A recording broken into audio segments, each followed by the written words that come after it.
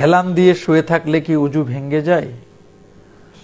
দেখুন, অনেকেই আমরা কিন্তু মসজিদে হেলান দিয়ে শুয়ে থাকি।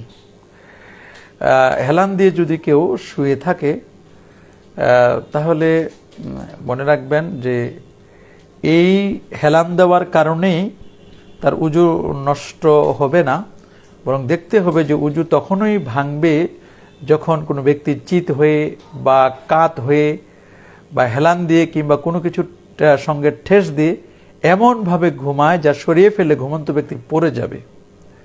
আপনি যেখানে ঠেস দিয়েছেন অথবা আপনি হেলান দিয়েছেন ওই জিনিসটি যদি সরিয়ে ফেলা হয় তাহলে আপনার উজুটা ভেঙে যাবে। কারণ এ ব্যাপারে আব্দুল্লাহ ইবনে আব্বাস রাদিয়াল্লাহু তাআলা আনহুমা থেকে একটি হাদিস, লাইসা আলা মান নামা সাজিদান উদুন হাত্তা ইয়াত্তাজিআ কারণ ইজা ইত্তাজা ইস্তারাখাত মাফাসিলুহু।